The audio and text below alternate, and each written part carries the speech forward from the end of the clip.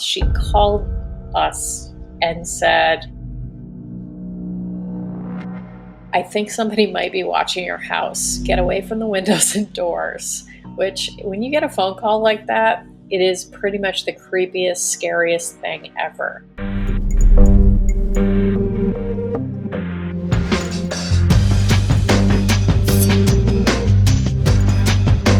I'm Jamie Beebe.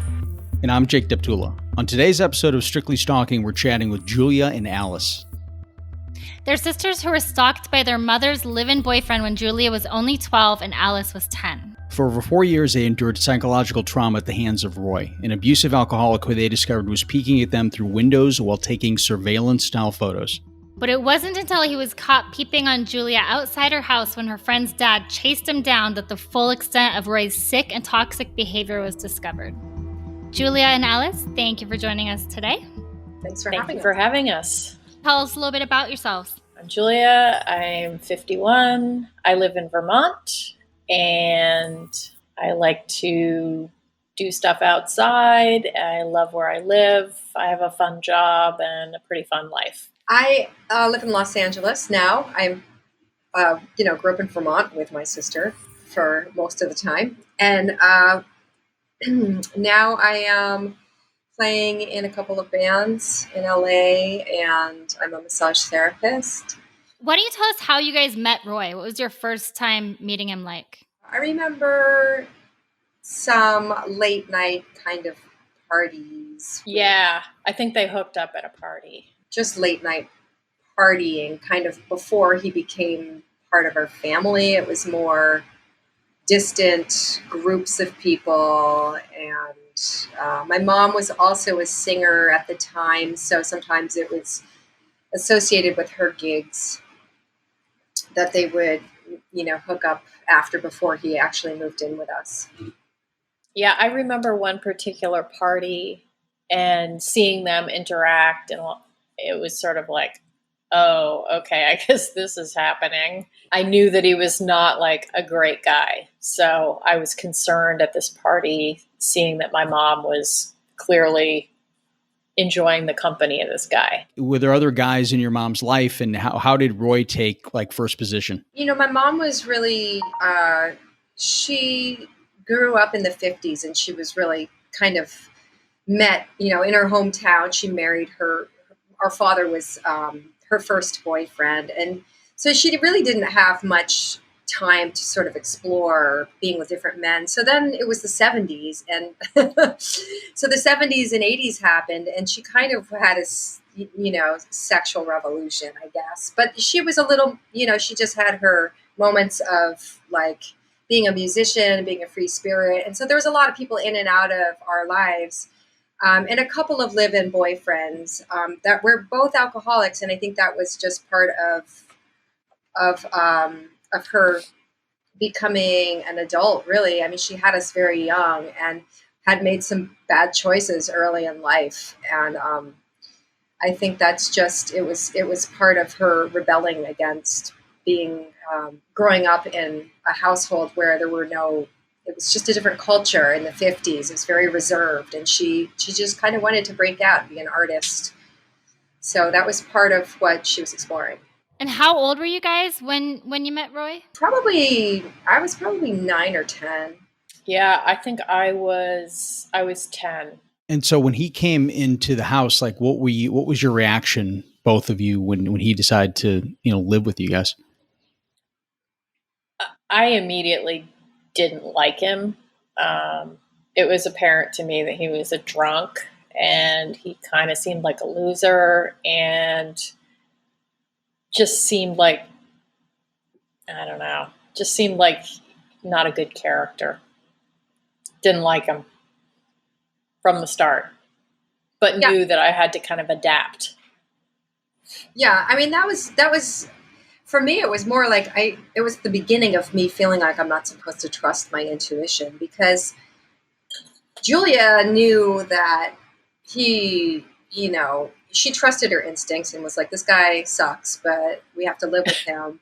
So I'm going to just hold my own. And for me, I was kind of like, well, mom says it's okay. I don't know why I don't feel okay. I need to make this right somehow in my head. And what's wrong with me? So I kind of internalized it that way. What were some of the first red flags? I would come home from school and he would be just hammered, and it would be February in Vermont, and 10 degrees, all the windows and doors were open. He's blasting Rolling Stones, staggering around the living room. Just lack of control and just a chaotic environment, which is not really, when you're a kid, you kind of expect routine and stability, and that was absolutely not what we had. There was a lot of childish behavior as well. One time I was walking to school, and our school was very close to the house. So it was really just this little wooded path that opened up into a field, and then there was our school. So one morning I was walking to school, and I just got this creepy feeling like somebody was there watching me along this path. And I'd never really felt creeped out before. It was such a short walk, and I don't know why I felt that way.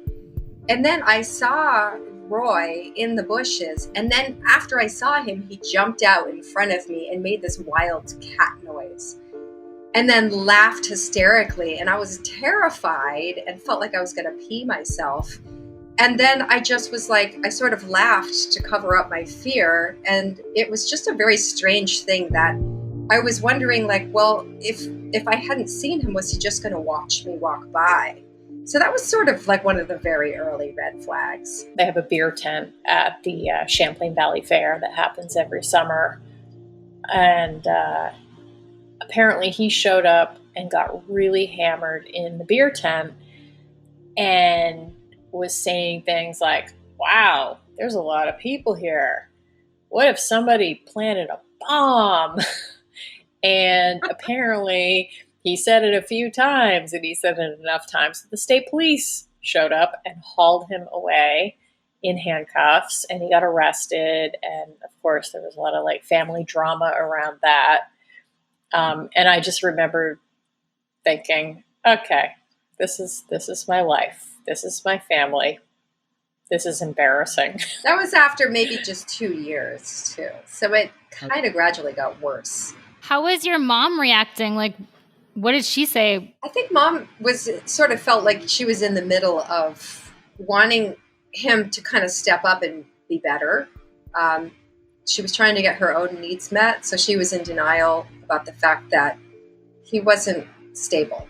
And we got hauled to family counseling.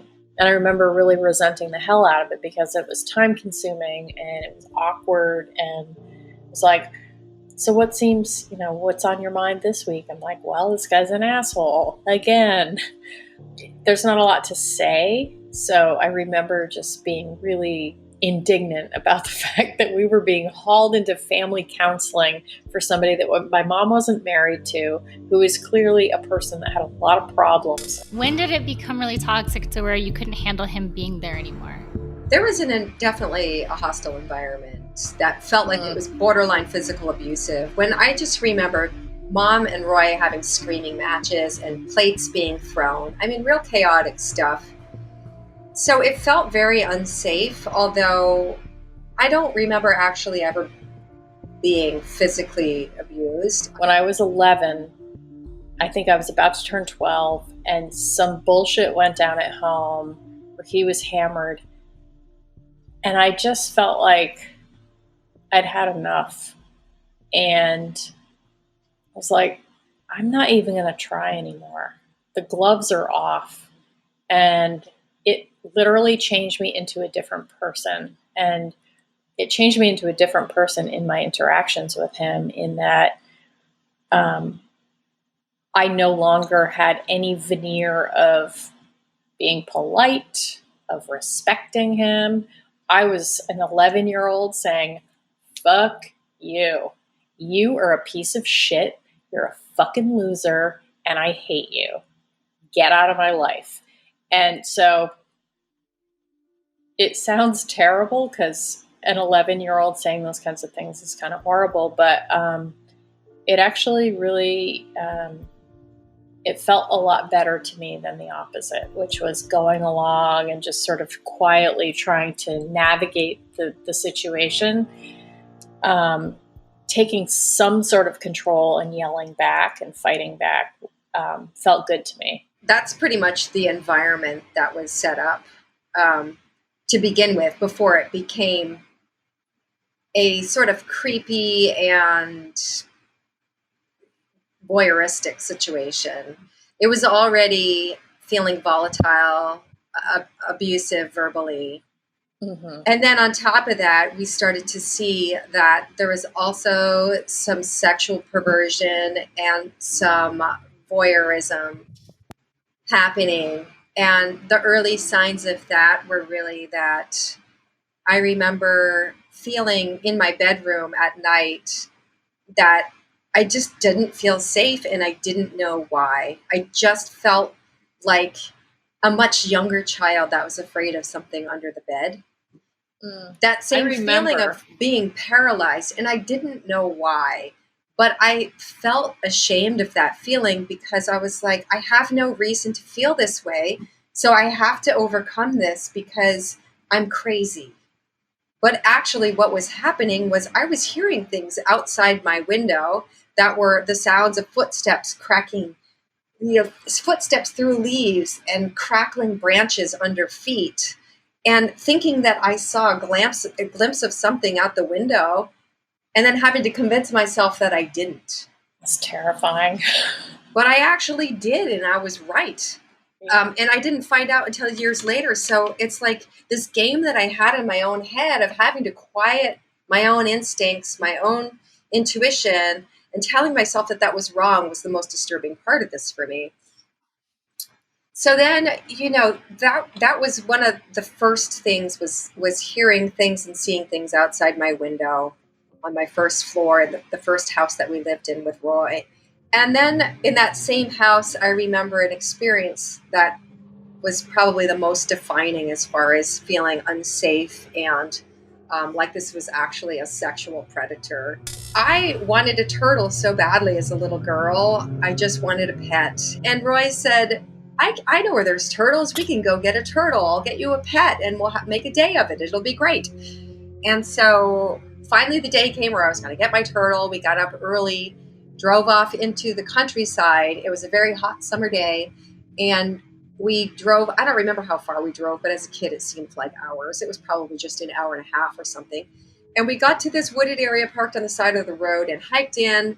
And there was like a river and kind of a swimming hole. And there was a couple hippies there, swimming. And Roy took his clothes off and I was looking for turtles, and he said, let's go swimming first. And you could take off your clothes too. And I felt really unsafe and creeped out, and I didn't want to take my clothes off. So I just sat on the side on a rock, and he was naked and swimming, and I just didn't feel okay. We got through that and left, and there was no talk of turtles. And he had his camera with him, and he was taking pictures, and I was like, this is just not right. Oh, right. He was a photographer. How did that come into play, like in terms of his photography? I mean, he was a Vietnam vet, and I remember going into my mom's closet and finding a box of, hundreds and hundreds and hundreds of Vietnam photos, a lot of them very disturbing. So, he was a talented photographer. He always had his camera with him, and I think he kind of fancied himself to be quite the artist. And I think he spent a lot of his life behind the camera because he couldn't really function otherwise. When did it all start ending with your mom and him? You actually kind of gave Mom an ultimatum and said, you need to get rid of him or I'm done. I think you were the one that kind of instigated their breakup. And so we had lived at two different apartments together as a family. And after the second house, we all decided to Mom, Jules, and I built a house in the same town maybe a mile and a half, 2 miles away from there. And Roy, I don't know, he lived somewhere, I can't remember, but Yeah, he was probably like out of couch town. surfing or something. Yeah, he didn't live in the town anymore. So we built a house, and Mom, we moved in there, and Mom was working full time. We spent a lot of time by ourselves because she was, she didn't have a partner at the time when we first moved in there. So we often came home and were alone and kind of fended for ourselves. And Jules was very responsible. So I think Mom really trusted her. She's a great student. And I was not such a great student and starting to party a little bit. But we would come home from school and same thing, had that feeling of being unsafe, didn't know why, very creeped out, sometimes to the point of feeling paralyzed, but not knowing why, which is very strange. And also gives you this feeling of shame. Like I felt this feeling of shame and just, I can't really explain it, but I always felt like I had no privacy. And but I just didn't know what to do with that feeling. Because it was never, this went on for years and I didn't have any validation that my instincts were correct. So I just remember being home and watching television or doing some art, drawing or playing music or whatever. And then all of a sudden that feeling would come over me. Oh, and sometimes the phone would ring and I would pick it up and there'd be nothing there. And then I would be fine. And then like maybe 20 minutes later, I'd get that feeling of being creeped out again. I totally forgot about that. I think he used to call, and then if there was nobody, if my mom didn't answer, then he would come and watch us. And so I would get the feeling I'd just be lying there and I'd just be paralyzed. And I was like, I can't do anything. I don't know where to go. I would go upstairs. I felt like it was me though. I didn't think that there was anybody actually watching me. Sometimes I would smell marijuana just randomly and I'd be like, oh, I guess maybe somebody's burning garbage. I just had an explanation for every strange thing that would happen that creeped me out and made me feel like I was crazy. I had to have some kind of explanation in my mind. Your bedroom was on the first floor. Mine was on the second floor. Exactly. So even with that being the case, I still felt watched as well. But you just really had no idea, A, that anyone was watching you, or B, that it was him? No, no, not at all. I mean, I just remember feeling watched. And I remember discussing it with my mom. And I remember, the night that he was finally caught. Our friends were a drive away. It wasn't like, we had any close neighbors. So we never had curtains or blinds on our house. It was just like open, and we liked that because there was a lot of light coming in Vermont. There's not a lot of sunlight. So you want to maximize on that. So we had these two big picture windows in the living room that I used to look in my reflection as a mirror because we didn't have a full-length mirror. And my friend came over to try on prom dresses. And so we were just in the living room, whipping our clothes off and on, just wearing bras and underwear and trying on each other's dresses, trying on accessories with it and looking in the window up close, like right in front of it. And at some point I smelled the pot smell again. And I just was like starting to get the creepy feeling, but I felt a little better because my friend was there and trying to be brave and like, there's no reason for me to feel this feeling. I'm just stupid. And so that was the beginning of that feeling. And then Jules, you have a memory of what happened from there, right? Yeah. So I was talking to your friend Ida's mom, and I just somehow mentioned, I think she said, oh, your mom's not home? And I was like, no, she's working. We spent a lot of time alone. And I think she said something general like, well, how is that for you? And I said, well, honestly, sometimes I feel watched and it's kind of creepy and, but we get by, it's fine. And for whatever reason, that stuck with her. And so when she drove away that evening, she looked in her rearview mirror and happened to see a vehicle parked on our road down behind a hill in a very odd spot that had nothing. There was no reason for a truck to be there. As she was driving home, she was thinking about what I said and what she saw. And when she got to her house, she called us and said, I think somebody might be watching your house. Get away from the windows and doors. Which, when you get a phone call like that, it is pretty much the creepiest, scariest thing ever. So I just remember, me and Alice and her friend just kind of like shrieking like preteen girls do, and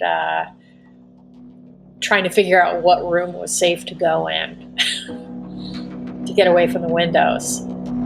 And this is 4 years later. This is 4 years after we lived with this guy, which is just so creepy to finally put these pieces together, because we're running around the house and feeling the same feeling that I'd always felt, only it was kind of coming to this conclusion, and I could feel that something was happening. And I was really scared, and I felt like I wanted to know, though. At that point, after there was this weird part of me that after Ida's mom hung up and said that somebody might be watching the house, there was part of me that wanted it to be true, because I wanted to be right and I wanted to feel like I wasn't crazy. I was in such denial about it. I just assumed it was because we were young and my mom wasn't home and maybe we needed to spend more time with her, which is kind of what my mom's reaction was when I told her I felt like we were being watched when she was gone.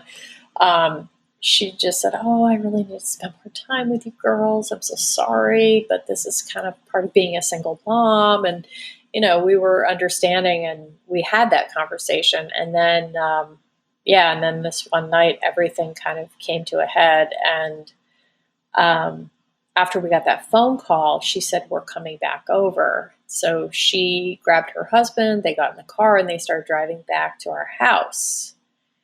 And I remember Alice and Ida and I were in her room. We had pulled some shades down, or we'd done something so that we felt like nobody could see in. We're just sort of hovering. And then I remember when she knocked on the door, we all just was like, ah! We were taken by surprise and we were scared. And then I was relieved when she opened the door and just said, oh, it's just me. And, Harvey's checking around back. And all of a sudden, two men go flying down the side of the house, running at top speed. And my blood ran cold, because all of a sudden, all the feelings I'd been having for years and feeling like I was being watched, it all was true. And that was a really disconcerting feeling. After Roy was caught, actually red-handed, like watching us, not much happened as far as any charges being pressed. There was like trespassing charges. We might have had a restraining order against him, but there wasn't really much that could be done about it at that time. There was no real laws other than trespassing. No real proof that he was doing it other than he got caught that one time. But I know, because I could feel it for years, probably 8 years of being watched. I remember taking a bath and smelling pot outside the window. And I remember talking to my mom and saying, Mom, are you smoking? And she's like, no, what are you talking about? I was like, well, I smell pot. And I remember her saying, "It's probably just a skunk."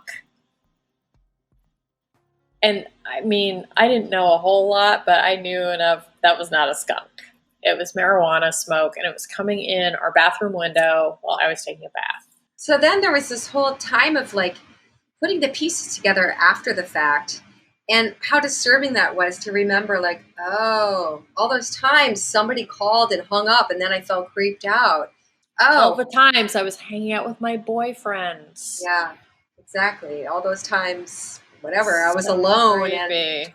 thought I was alone. Yeah, that. And then all those times, and then finding Carolyn's cap in the yard, and then seeing the paths around the house and logs Yeah. under the window that somebody was standing on to see in the window. It just was like, Yeah. I just felt so grossed out and violated, and also just angry. And, you know, I don't know. I felt relief at the same time that I was right, and that my instincts were not, that I wasn't just a child who was afraid of nothing and making shit up in my head. Fast forward to 20 years later, my mom moved out of that house and was looking to buy a new place, and found this really cute place on the lake that she was interested in and wanted us to come and look at it.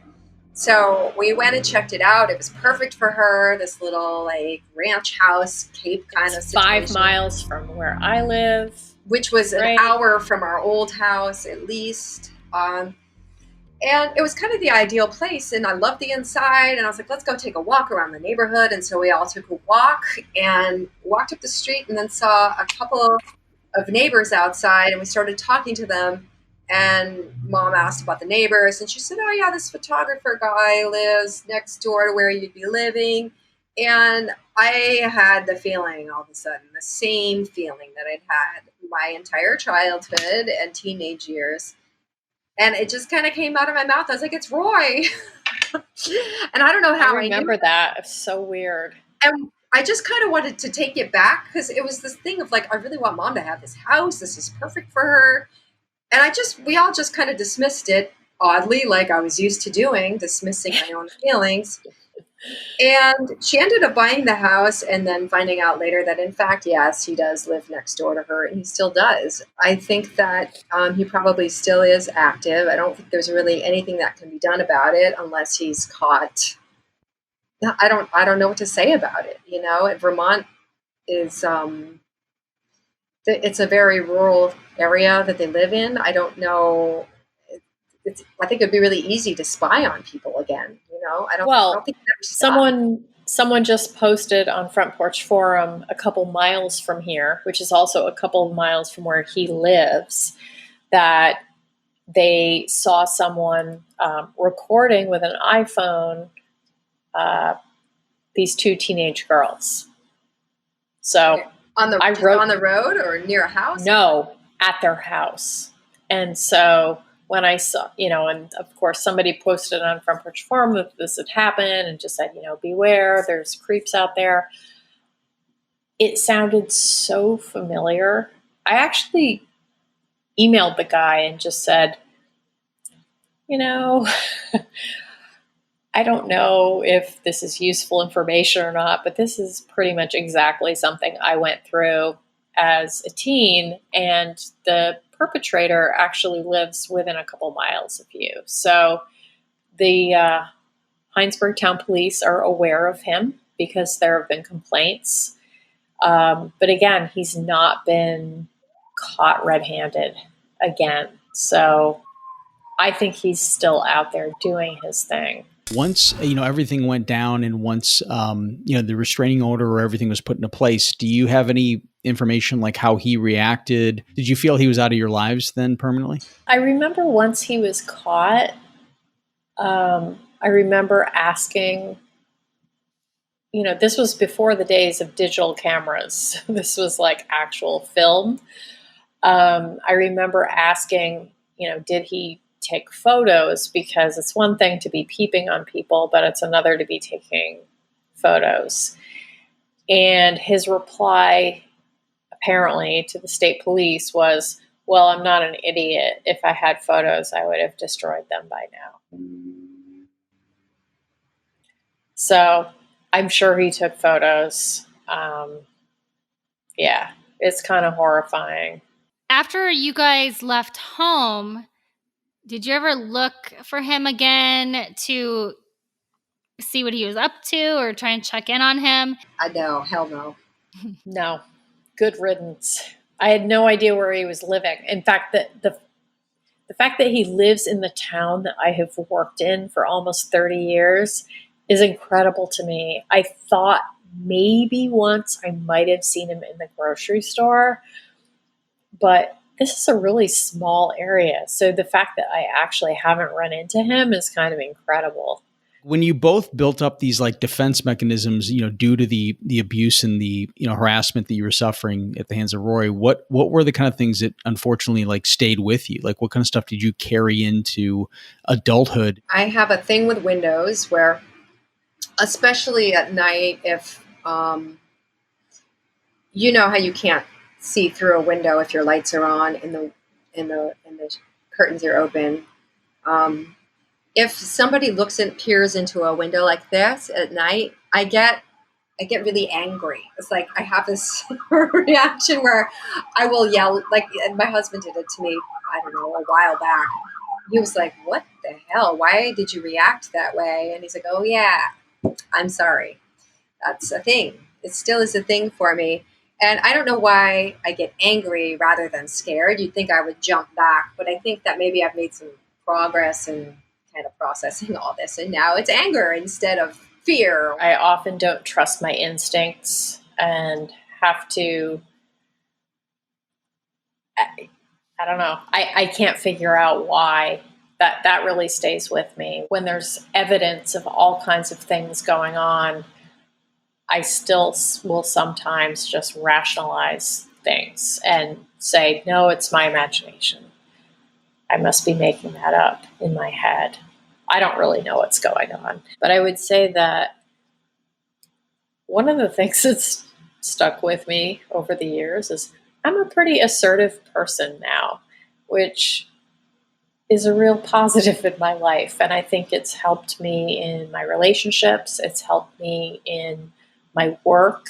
It's just helped me in general. So for that, I'm grateful. I'm definitely assertive now. Music has been a real, obviously, professional influence, but also on a personal level of a power thing. I would love for you both to get into that. I'm a lifetime musician, and I've always used music as an escape. And it's always felt like kind of my happy place, my safe place, especially for writing. I have that to retreat into, which is wonderful, and I'm so grateful for it. As a performer, I feel like I wonder why it's not something where I feel unsafe on stage, in that, there's nothing threatening about it. I feel like it's empowering to me because that's when people are actually supposed to be watching me. It's not, I put myself in that position. I put myself out there and I invite people to watch me. It's not a private situation for me where somebody's peering in on me. So because it's by choice, that I actually think it's been pretty healing for me. Julia, do you have anything that you use as kind of a way to kind of, cope with these things? Well, I did music for a long time. Alice and I were bands together, but now I do outdoor sports that are mind erasers. They're things that are so challenging for me that I literally can't think about anything other than the task ahead of me. So I would say that's been really therapeutic because I don't, a lot has happened. And so I could get pretty caught up in my own head and thinking about things and thinking about the past. But the more I have adopted these activities where I'm literally having to pay attention to where I am at that moment or a couple seconds in the future, has been really great. I do backcountry snowboarding, and I do a lot of mountain biking, and those things require fast reflexes, and you really just have to think about what you're doing. Knowing what you know now, that you had been stalked all this time, what would you have done differently? What advice would you give somebody? Trusting my instincts is the main thing. Is like, once somebody messes with my instincts, I'm kind of on my way out. So I think that that's key, is that I am glad I had the validation that I was right from day one. And so now I do trust my instincts. I use my instincts pretty much constantly in everything, in the recreation that I do, in where there's things that you have to sort of make a call about safety. Like if you're splitboarding in avalanche territory, you have to use your instincts. And in business, you have to use your instincts. And I rely on mine a lot, and they actually work pretty well so far. So I do think that that's one of the outcomes of this experience. Is there any kind of, things that you want to, share with anyone? Is anything that you want to, pass on advice-wise? I think just that it's really important to take voyeurism and stalking very seriously. I think that sometimes it gets a little bit brushed under the rug because there's no physical, a lot of times there isn't evidence. There's nothing that can be prosecuted other than, like for us in that situation, the trespassing. Maybe it's different in cities, but in the country where we were living, I felt like it, because it wasn't taken that seriously, we had to kind of make our own peace with it. But I think that it really is important to follow up with it, with the law, with this sort of situation, and make sure that you feel as though even if something doesn't get done tangibly, at least you have spoken out and made it known that this is a threat to you. Thank you both so much. Alice, how can we find your music? I have music on Bandcamp. Alice Austin. It's Bandcamp. I think it's aliceaustin.bandcamp.com. And I also am on Spotify and Pandora and all the streaming platforms as well. Alice Austin. I just put a new song out called Cirrus that I performed, produced, recorded, mixed by myself, and made a little video too. It's on YouTube. It's Cirrus, like the clouds, Cirrus. So, yeah, I'd love for you to watch me that way. Julia and Alice, thank you so much for joining us today. Thank you so much for having us. Thank you very much. Thank you, guys. If anyone out there is in need of help or is a victim of stalking, please reach out. You can find a list of resources on our Instagram at Strictly Stalking Pod. You can watch all of our episodes on YouTube at www.youtube.com/strictlystalkingpod, including the video for Alice's new song. I'm Jake Deptula. And I'm Jamie Beebe. Thank you for joining us on today's episode of Strictly Stalking.